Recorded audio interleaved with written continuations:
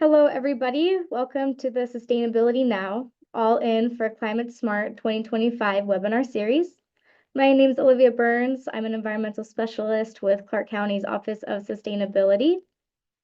Thank you again for joining us today for this month's webinar topic, which is monsoon season preparedness. Today's special guest for the presentation is Jacob with the Regional Flood Control District. Before I pass it to Jacob to get us started, I will share a few tips to enhance your presentation experience and navigate our website. Firstly, you can translate the page and meeting audio into another language by clicking the Translate button and selecting your preferred language from the drop-down menu. Closed captions are also available for this presentation. Click the CC button at the bottom right corner of the screen to turn them on. If you'd like to hear audio by phone, you can use the 855 number provided above the presentation page. To interact with us during the session, feel free to use the chat box next to the live stream to submit any comments or questions you have. If a question comes up during the presentation, please drop it in the chat and we'll address them at the end.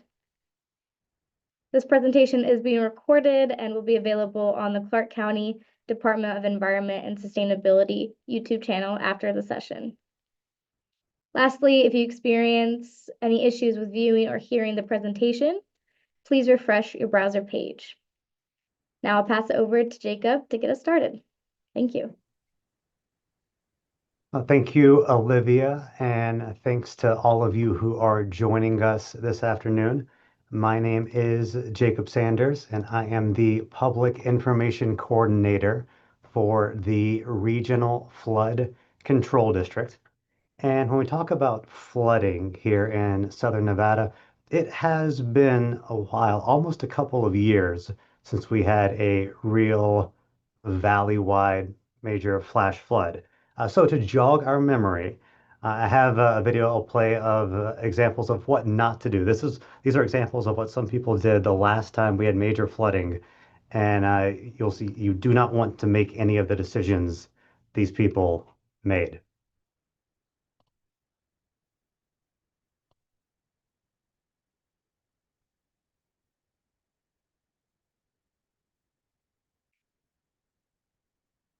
This was September 2023.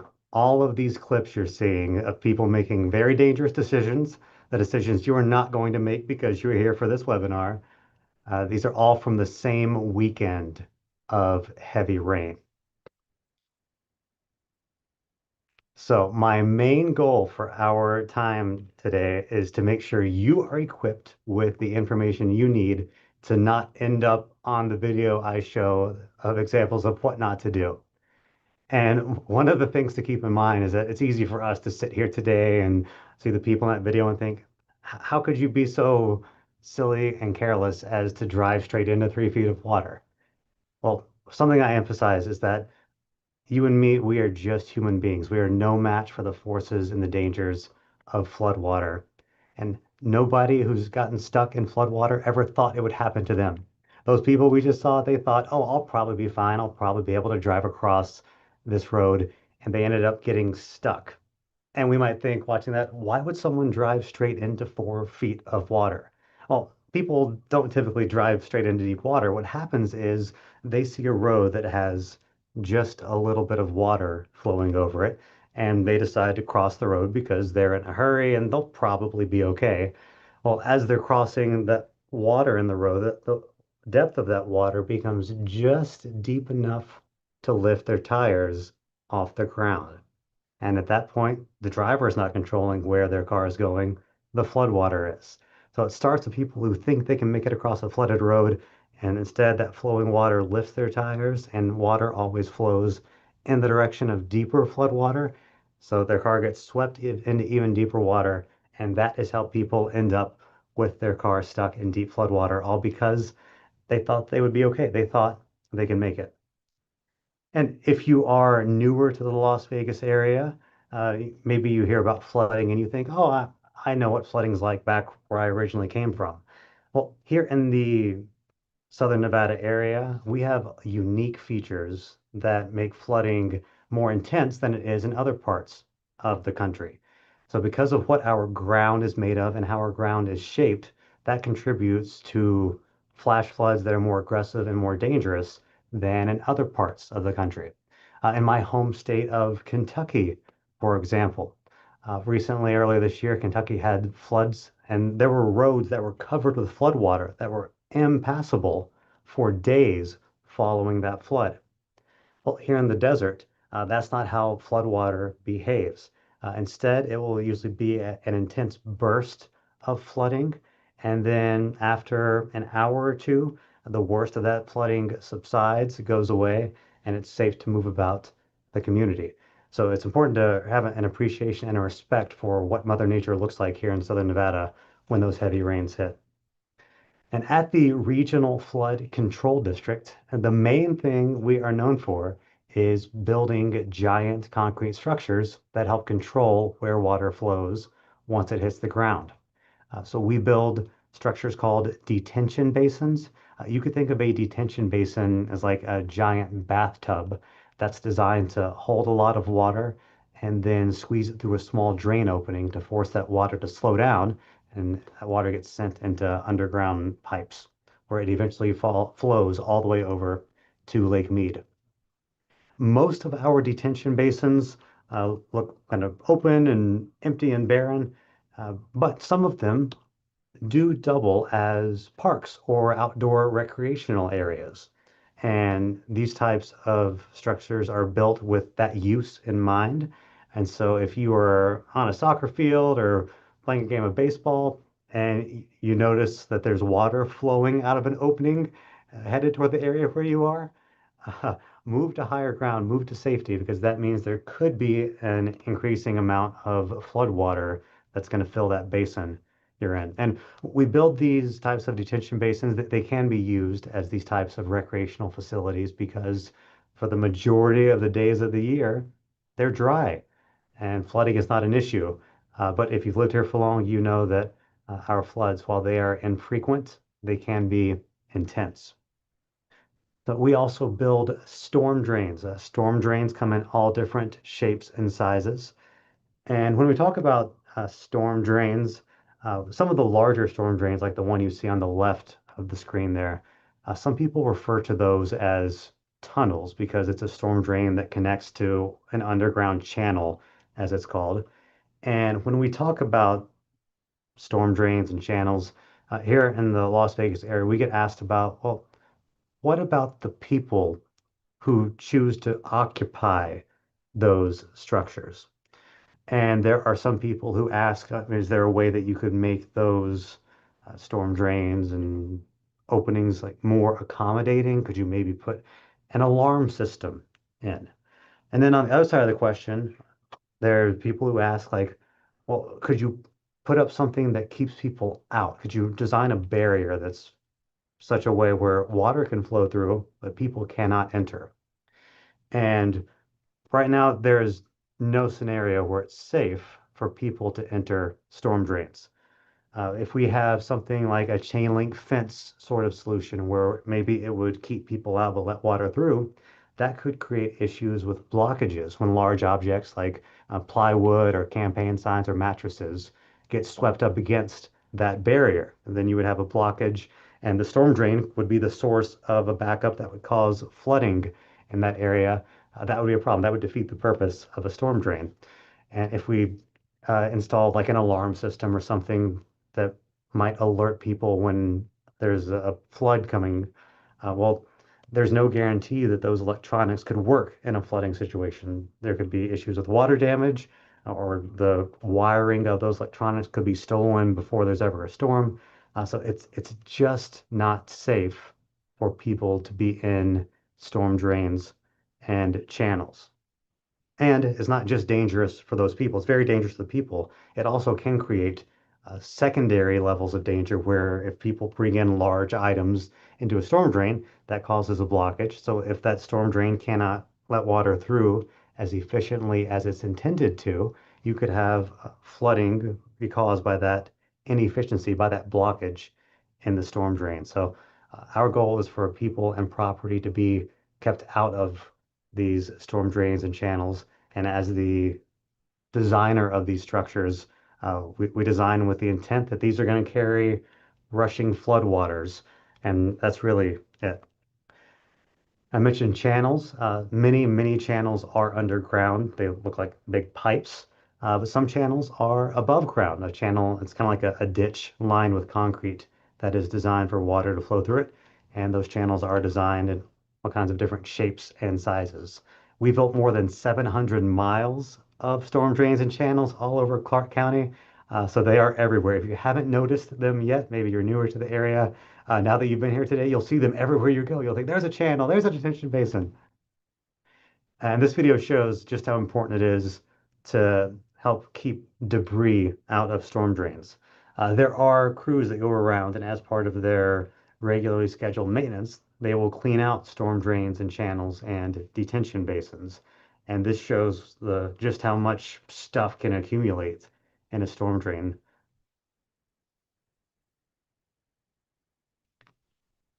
That you see there on the ground and what you're about to see in this blob of debris are items that people have either brought into the storm drain or these items were left on the ground outside. And when we got rain, that rain fell from the sky, hit the ground, flowed across the ground, and water picks up whatever is in its way. So many of these items were not left right in a storm drain. They were not inside a channel. They were on sidewalks and streets, and they got swept in that flood water and carried into the storm drain. So you can understand with that much debris, that much waste, just how large of an issue it can create with blockages, and it can limit the ability of that storm drain to carry the water it should. So we do ask people, please put your trash in the trash can. It's something you already do. It takes 2 seconds, and you're on this webinar, so you're already environmentally conscious. We encourage people to help their neighbors make sure they pick up their trash off the ground and pick up pet waste because anything left on the ground outside like that can get swept into storm drains that can be part of a blockage caused by little pieces of debris jamming up. And it is important for all of those storm drainage channels to be clear. This shows just how important it is. This is an older video, but it gives a good aerial view of flood water that is gathered into a channel and is flowing. And when you have that much water moving that quickly, it is very important that those storm drainage channels can be open and able to carry that flow. This video also shows just how dangerous flood water is for humans. There's no scenario where flood water is safe to try to walk across, or bike across, or drive through because it flows to deeper water, and that deeper water is increasingly dangerous for people. This is one of our videos you might recognize. We air it as a reminder that water always wins. It's bigger than us, it's stronger than us, and it's bigger than our cars and bigger than our trucks.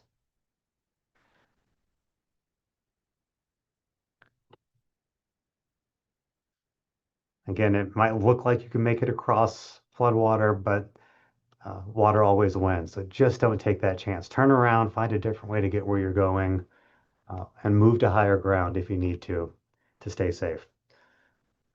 In this video, you are going to see a teenager who was just hanging out in a storm drain.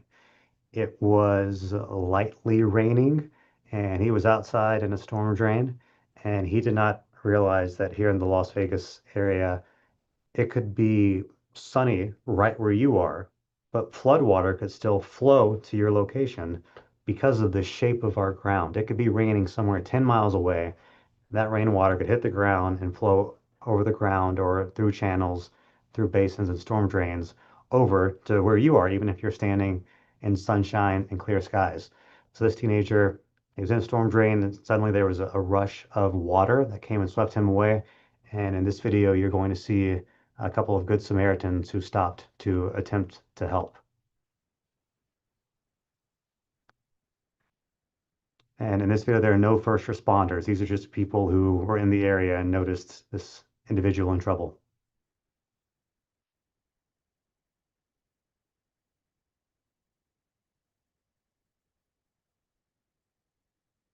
Thankfully, they were able to save his life. Obviously, you can see that was an incredibly dangerous situation for that person to be in. And just last week in Las Vegas, first responders carried out a swiftwater rescue. An individual was at risk of getting swept into floodwater. He was clinging onto the edge of a channel, and thankfully, first responders were able to rescue him and protect him. But again, people that you see in videos like that, they think it can't happen to them. They think they're probably going to be fine. But water always wins. And I will give a shameless plug here for our school outreach program. If you are an educator or you are connected to an educator, we offer a free flood science and safety program where a member of our team will go out to your school or day camp or program, and we have a presentation all about flood science and safety. For elementary age students, we also bring that item you see in the left-hand photo. That's our little tabletop flood model. It shows with real water how flooding happens here in the desert. It's a lot of fun. So if you or someone you know is interested, please direct them to our website, regionalflood.org, and they can contact us and request a presentation. And more than likely, the person who comes out to do a presentation will be me. And I'd love to share with your group all about flood science and safety, because flood safety is especially important for younger residents here in Clark County. The months of the year when flooding is most common are the months of July, August, and September. It's called monsoon season or flash flood season. And those months which are coming up, they overlap with summer break. So it can be tempting for kids if they're at home on summer break and heavy rains hit, they might think, oh, let's go play in the flood water, see how deep it is. That is an extremely dangerous thing for them to do. So it's important that Southern Nevadans of all ages understand the importance of staying safe from flooding. You could also help us out by reporting clogged storm drains. So if there is a storm drain in your neighborhood or one you drive by all the time and you notice like a bunch of debris piling up there, you can go to our website and input the cross streets, because the public works teams who go out and maintain and clean the storm drains and basins. They do a great job, but they cannot be everywhere all at once. So if you can let us know about a clogged storm drain, you can go on our website and put the cross streets. We can address that and get the appropriate crew dispatched to that location. Also, I encourage you to look into flood insurance. All Clark County residents are eligible for flood insurance. You don't have to live in a certain type of flood hazard area or anything. If you live in Clark County, you are eligible. And flood insurance is not included in your normal homeowners or renters insurance policy. So you might think it is. A lot of people do. A lot of people have that misconception that their existing homeowners or renters policy includes protection against flood damage. It does not. Flood insurance must be purchased separately. And I encourage you to look into it, because just 1 inch of standing water inside your home can cause $25,000 of damage. Whereas flood insurance, it's a minimal cost that can provide a lot of protection. That website on the screen, floodsmart.gov, that is provided by the federal government, and you can input your information there, your address, and get an idea of how much flood insurance might cost. And then you would consult your insurance provider, so your insurance agent or the whoever you have coverage through on your existing policies, and they could add that flood insurance coverage. Note that flood insurance does have a 30-day waiting period. So if you look into flood insurance today and you call your insurance agent and say, I want to add this, that insurance coverage, that flood insurance coverage will not take effect until 30 days from today. So with flash flood season beginning next month, I encourage you to take the time, take a few minutes to look into that and see if it makes sense for your situation. With that, thank you for your time. And I believe Olivia has been reviewing your questions that you've sent in. Thank you, Jacob, so much for presenting on monsoon season preparedness, especially as we look ahead to the summer storms. We appreciate the actionable tips you shared on protecting ourselves, homes, and the other resources you shared on flood safety. Now I'll pull up the audience questions.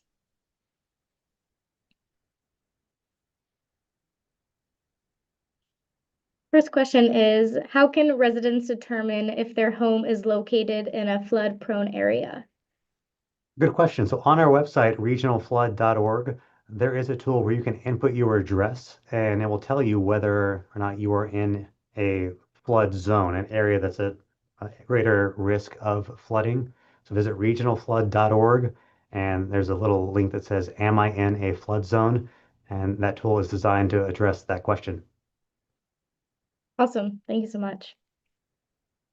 Next question is, what are some ways to prepare your home or yard to reduce flood risk? Good question. So if you have plants, I encourage you to do your best to make them healthy, which I know we all try to do, right? I have plants in my backyard that I'm trying to help grow, but the heat is presenting some challenges. But plants are one way that you can help slow the flow of flood water. If you just have an area that is just paved or a lot of concrete, water runs more quickly over that surface than if there's plants or shrubs. So I encourage you, especially if desert landscaping like I do, um, do your best to promote growth for those plants. That way that the flood water won't rush as quickly and could cause erosion or other issues. Also, make sure your yard's clean. Again, easy thing to do, but when you help keep your yard clean, you are reducing the number of objects that could end up causing a blockage either in your local neighborhood drainage infrastructure or farther down the system in a larger storm drain or detention basin. Thank you. Next question is, what emergency supplies should every household have ready before the monsoon season starts? So, good question for emergency preparedness when it comes to floods. It's always a good idea to have a standard emergency preparedness kit with a flashlight, batteries, food supplies.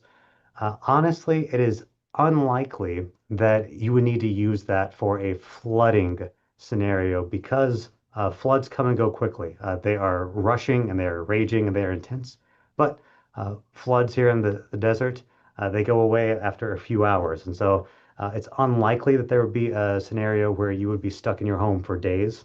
FEMA, they do recommend a preparedness kit because they're talking to the entire nation. And in many parts of the nation, you can't have floods that would keep you in your home or keep you confined for several days. So that is a good kit to keep on hand. But honestly, you're probably not going to need it for the types of brief floods we have here in the desert. Thank you. Just a few more questions. How can residents reduce pollution in stormwater runoff?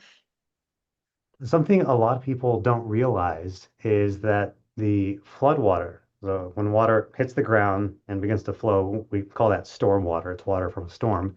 That water flows back into Lake Mead. So all of the channels and storm drains and basins, they're all networked kind of like a giant maze. And all of those pieces of the puzzle move stormwater to Lake Mead. So the water that flows down your street when we get heavy rains, that eventually ends up going back to Lake Mead. And all that water goes straight to Lake Mead without being cleaned or treated.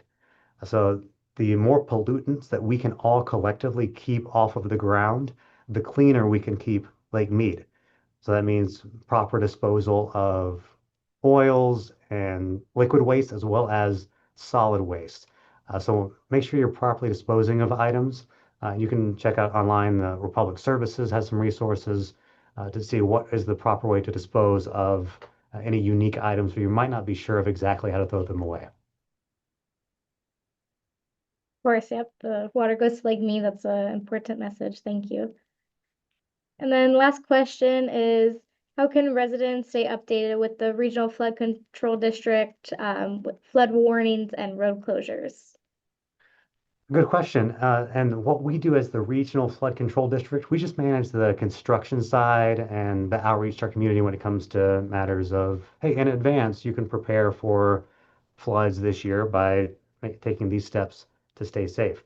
The actual warnings and road closures would be issued by other authorities. The National Weather Service is the only agency that can issue an actual flash flood watch or warning. A flash flood watch means, hey, be on high alert. There's a chance flooding could hit your area soon. A flash flood warning means, hey, make sure that you're safe. There's flooding happening somewhere in your area, or there will be very soon, and you should be ready to take action to move to safety in case that flooding gets really close to where you are. Those are issued by the National Weather Service. So you can follow them on social media and also enable the emergency alerts on your phone because the National Weather Service issuing a flash flood watch or flash flood warning is what activates those alerts for your mobile device. Awesome. Thank you again, Jacob, so much for sharing all that information and resources. Very helpful for all of us who live in Clark County. It looks like that's it for today's questions. So thank you all for joining us, and another special thank you to Jacob for his presentation. If you'd like to learn more or access resources to support your sustainability journey and the upcoming monsoon season, don't forget to visit the Regional Flood Control District website and also the All in Clark County website. Here I've listed our social media to stay updated on latest programs, events, and available tools to our community. Our social media is at Clark County DES. And then Jacob, do you know the handle for the Regional Flood Control? Yes, you can follow us on all the social media platforms at Regional Flood. All one word, no special characters, at Regional Flood. That is our social media handle. Great, thank you. I encourage everyone to sign up for the other webinars that we have out. So we have another one in June on June 26th. It's a Solar 101 webinar. And then back to our Sustainability Now series, we have on July 28th, we'll have UNLV present on their sustainability initiatives on campus. So we hope to see you at that webinar. But that concludes today's. So thank you again for joining, and I hope you have a great rest of your day.